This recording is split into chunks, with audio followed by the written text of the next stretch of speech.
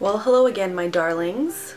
Totally spontaneous video today. I was at the drugstore earlier and I went in there specifically for tampons, and then somehow I ended up in the makeup aisle for about 45 minutes and almost left the drugstore without my tampons. Show of hands of who has done this at least once. I see you. So I got home and my camera was perfectly charged and my lights were perfectly in place, so I thought, why not just film a random, spontaneous mini haul? I'm kind of digging doing this whole spontaneous thing. I feel so dangerous. So since this is a haul anyway, I've decided to throw in a couple of items that I purchased a few days ago and then 2 items that are not drugstore. Just because the more the merrier, we're already filming, it's already a haul. Drugstore, high-end, tomato. You know how it is. I'm just happy to be filming a video. So the first item that I picked up, I nearly fainted in the middle of the aisle when I saw it because I didn't think it was going to get to Canada anytime soon, and it is the Maybelline Baby Skin Instant Pore Eraser. It comes in a package like this. This is 20 mils, and unfortunately I was at Shoppers Drug Mart, so I had to pay $12.99 for it. I'm almost positive at Walmart it's gonna be like $9.99 or something ridiculous like that. As soon as I got home, I removed my makeup and I applied this onto my skin. I was so curious that I had to try it right away. It is a little bit of a thicker consistency, which is pleasant. And I have a naturally oily face, and I noticed that as soon as I applied it to my face, my oil was basically vanished, which was also pleasant. I did notice my pores being blurred a little bit, and I enjoyed the way that it felt on my skin. I didn't feel like it was super weird or uncomfortable, so that's a plus. Some people have said that it feels greasy on the skin. I don't necessarily think that it feels greasy. It might have silicone in it because most primers do, so that's what they might be confusing with the greasy feel, but honestly I was pleasantly surprised. And mostly because I am so oily and it completely made my shininess disappear.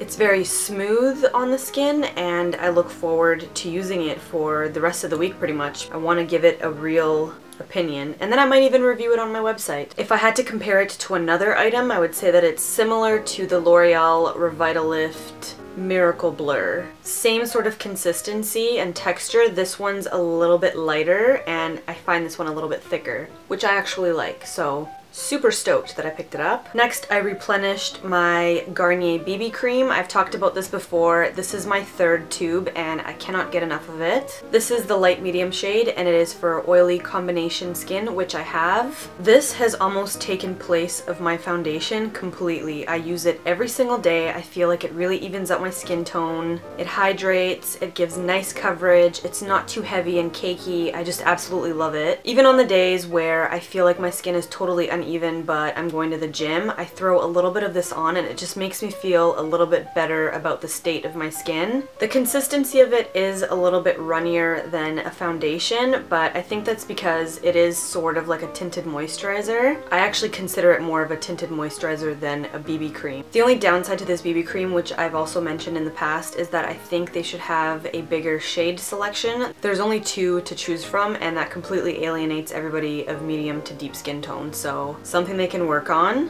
This retails at about $18 to $20, but it goes on sale all the time and I actually got mine on sale, so I would highly recommend this. Picked up another bottle of the Maybelline Dream Liquid Mousse, and this one is in Nude. I've talked about this a lot. I've used it a lot in my tutorials. This is my 3rd or 4th bottle. I never used to like this until I learned how to use it, or they reformulated it, and now I completely love it. It's totally okay for oily skin. If you find this a little bit greasy for you, what I like to do is mix it with my CoverGirl Stay Fabulous 3-in-1 foundation, and it's like the perfect medium between dewy and matte. Gives you a beautiful airbrush finish, fills in your pores, really nice coverage. All-star in my books. And I don't remember the price of it at retail because I got it on sale, but it's in my previous videos and it should be on my website.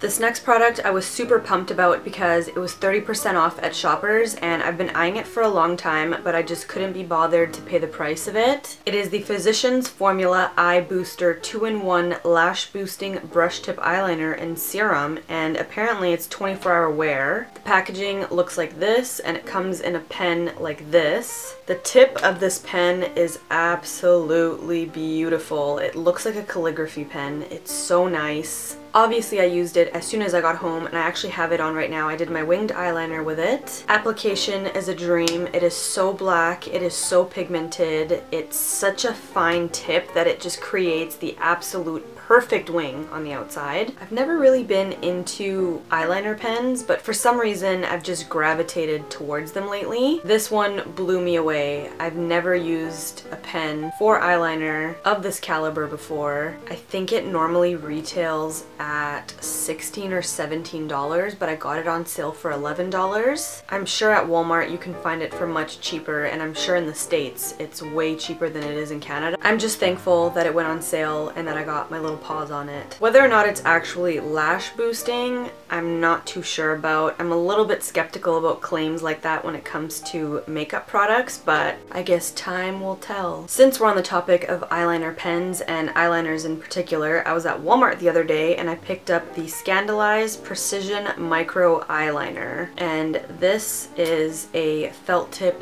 pen. The felt tip is much smaller than the one that I just had by Physicians Formula, and it's not as precise. Not as much product comes out of this one, and it doesn't apply as smoothly, but it does do the job. I don't want to throw it under the bus completely. It's super black, it applies smoothly. The one downside is it says it's waterproof, and I wore it the other day for an entire work day, and I came home and just out of curiosity sort of ran my finger across it and the whole thing came off. Then I wanted to test the other side, so I just took some water and like threw it in my face and it dripped off. So no, it's not waterproof, but it's really nice and black and it'll last you for about 8 hours. The next product I've got is the Rimmel Scandalized Waterproof Gel Eyeliner. Haven't tried this one yet, but considering the last guy's luck, I don't know how waterproof this will be. That being said, I'm still excited to try it because I love me some gel eyeliner. And this one was also around $6. My next item is a blush by Essence, and it is in the shade Life's a Cherry. It's a really pretty coral pinky shade, and it's a little bit funny because I'd always been complaining about Essence blushes and saying that they really need to step up their game and maybe formulate some new shades. It's like they heard me and they created the most beautiful corally, cherry, pinky, peachy shade. It's actually very pigmented. I am pretty impressed. It's got a really nice silky finish, a little bit goes a long way, and I think it's like $1.99, so how can you really go wrong with that? I picked up the Pond's Cleansing and Exfoliating Towelettes with citrus and cucumber scent. I usually use the cleansing and makeup removing towelettes, but these ones were on sale, so I thought I'd give them a shot. Although it doesn't state it on the packaging, I did remove my makeup with it when I got home and I thought it was fine. Smelled nice, got my foundation off, removed my mascara. No complaints so far. I picked up 2 Revlon Super Lustrous lipstick, and they are in the Shine formulation. The first one is 825 Lover's Coral. Gorgeous coral shade. And these Shine ones go on really sheer because I think they're meant to be more of like a glossy light finish, not so much opaque. And the next one is 835 Berry Couture, and this is a light berry mauvey shade. I like that it doesn't have any shimmer in it. Really nice pinky mauve, and it's a little bit reminiscent of Up the Amp by MAC, except it's not as blue toned.